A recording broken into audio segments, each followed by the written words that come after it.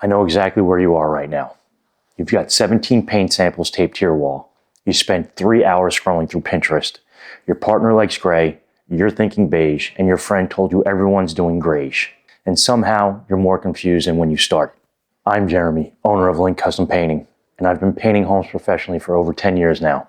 I've helped hundreds of homeowners work through this exact paralysis. And here's what I've learned. Choosing paint colors isn't about finding the perfect shade.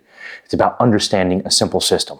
In the next 9 minutes, I'm going to walk you through exactly how to choose colors for every room in your home. No fluff, no designer jargon, just a proven method I use with my clients. By the end of this video, you'll have a clear plan and the confidence to make your own decision. Let's fix this. Before we talk about specific rooms, you need to understand the one principle that changes everything. Your home needs a color flow, not a collection of favorite colors. Here's the biggest mistake homeowners make. They choose their favorite color for each room independently. Blue bedroom because you love blue. Yellow kitchen because it's cheerful.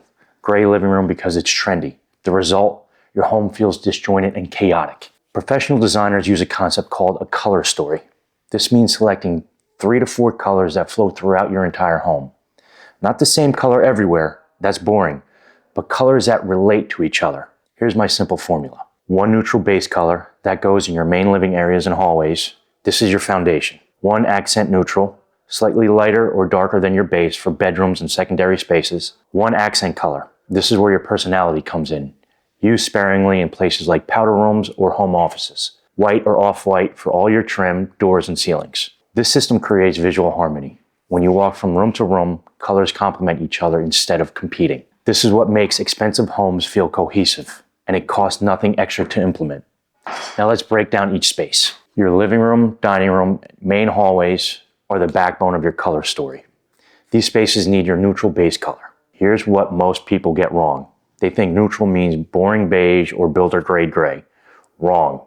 Neutrals have undertones, and understanding undertones is the secret to making neutrals look expensive instead of flat. Warm neutrals have a yellow, red, or an orange undertone. Think accessible beige. These work beautifully in homes with warm wood floors, oak cabinets, or homes that get lots of natural light. They feel cozy and inviting. Cool neutrals have blue, green, or purple undertones. Think agreeable gray, repose gray, edgecomb gray. These work in homes with cool toned flooring, modern aesthetics, or rooms with limited natural light. They feel clean and contemporary. Here's my test. Look at your existing fixed elements. Your flooring, your countertops, your furniture. Are they warm toned or cool toned? Your wall color needs to match that temperature. A warm beige with a cool gray floor looks muddy and wrong. A cool gray with honey oak cabinets creates visual tension.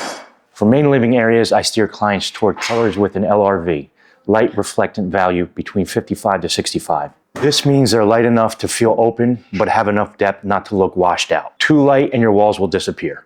Too dark and your space feels smaller. Sample your top 3 choices, but don't paint them in the middle of the wall next to each other. Grab a 2x2 square of cardboard and paint your samples on that.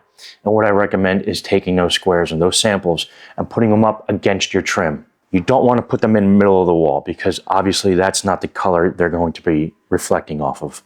It's the way our eyes perceive color, so I've been in homes where I've seen them put 5 different grays in the middle of the wall.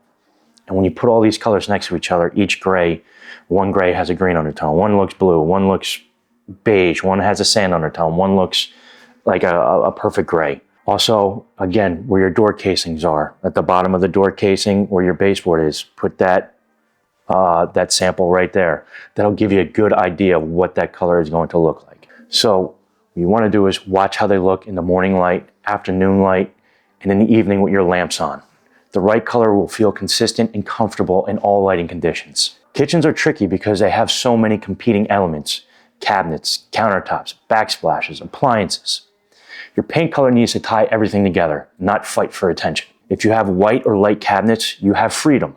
Go with your neutral base color from the living areas for flow, or choose your accent neutral if you want slight differentiation. Avoid anything too bold. Your backsplash and decor should be the stars. If you have dark or wood-toned cabinets, your walls need to provide contrast. Dark cabinets with dark walls creates a cave. Go lighter, whites, soft grays, or light grays. This creates balance and makes your kitchen feel larger. The other factor, your countertops. If you have busy granite or patterned quartz, your walls need to be simple and neutral. Let the countertops be the texture. If you have solid countertops, your walls can have more color personality. And never ever paint a kitchen a color based on food associations. Butter yellow because I love cooking sounds cute, but you'll hate it in 6 months. Kitchens need timeless neutrals that won't fight with your constantly changing decor. Bedrooms are personal spaces, so you have more creative freedom here, but there's still strategy involved.